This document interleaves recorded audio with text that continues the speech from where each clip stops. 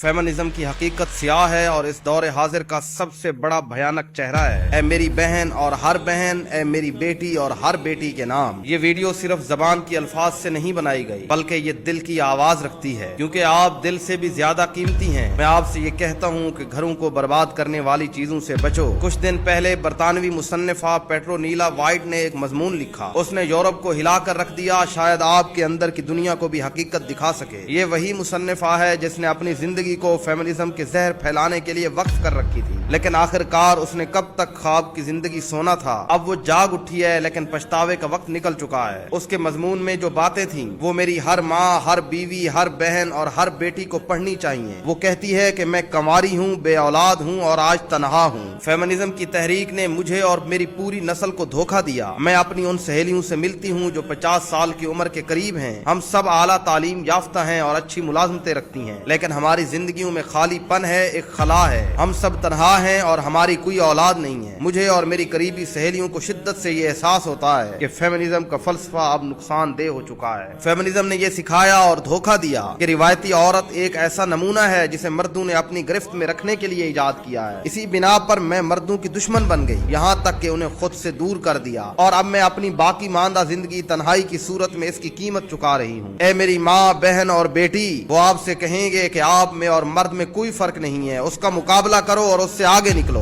वो जिंदगी को मर्द के साथ एक जंग बनाकर पेश करेंगे और आपकी नजर में उसे एक महबूब की बजाय दुश्मन बनाएंगे, जबकि आप अपनी फितरत में ये बात जानती हैं कि आप उस जैसी नहीं है, वो आप जैसा नहीं है। आप उसके लिए पैदा की गई हैं और वो आपके लिए, ताकि आप उसकी कमी को पूरा करें और वो आपकी कमी को पूरा करे। आपको चाहिए कि उसका हाथ थामे, ना कि उससे लड़े, क्योंकि आप उसी का हिस्सा हैं और आपकी वो कुल कायनात है। औरत की असल खुशी उसी मर्द के साए में है जो उससे मोहब्बत करे और उसके मामले में अल्लाह से डरे। वो आपसे कहेंगे कि बगावत करो, ये मुआशरा आप पर काबिज होना चाहता है, और फिर आप ऐसी जंग लड़ेंगी जो आपकी पूरी उम्र नचोड़ लेगी, और आखिर में आपको पता चलेगा कि आप एक ख्याली दुश्मन से लड़ रही थी। उस बेजा मेहनत का नतीजा ये होगा कि आप खानदान और जवानी का सुकून खो देंगी और जिंदगी का आखिरी हिस्सा एक घर में किसी पालतू जानवर के साथ तनहा गुजारेंगी। उन्होंने आपकी इस फितरत को कत्ल कर दिया जो मोहब्बत और देखभाल करना चाहती थी, और उसका मुतबादिल आपने कुत्ते और बिल्ली में ढूंढ लिया। वो कहेंगे कि आपका जिस्म आपकी मर्जी है, जिसे चाहें दें और जिससे चाहें रोक लें, लेकिन उम्र गुजरने के बाद आपको एहसास होगा कि आप महज एक राह चलती मुसाफिर बनकर रह गई हैं। इंसान जब बूढ़ा होता है तो वो तन्हाई की उस ठंडक को महसूस करता है जिससे रूह कांप उठती है, चाहे वो जितना भी इनकार कर ले। जबकि दूसरी नॉर्मल खवातीन के पास अब खानदान है, शोहर और पोते पोतियां हैं, और आपकी जिंदगी में ऐसा कोई नहीं है जो आपसे मोहब्बत करे सिवाय उस बिल्ली और कुत्ते के जो अपनी रोटी के बिना पर आपसे मोहब्बत करता है। उस वक्त आपकी सबसे बड़ी हसरत एक महबूब की गर्मजोशी और खानदान का तहफ्फुज पाना होगी। वो कहेंगे कि उन्होंने औरत की तौहीन की और उस पर जुल्म किया। जी हाँ, मगरिब ने औरत की तौहीन की और उसे एक तिजारती सामान बना दिया, यहाँ तक कि गाड़ी के तेल के इश्तिहार के लिए भी बरहना औरत को खड़ा कर दिया। उस पर जुल्म किया जब उसे वो बोझ उठाने पर मजबूर किया जिसके लिए वो पैदा ही नहीं हुई थी। उसे लेबर मार्केट में झोंक दिया और फिर वो नस्लें बनाने वाली की बजाय पैदावारी मशीन बन गई। क्या आप फिर जानती हैं कि आप पर किसने जुल्म किया?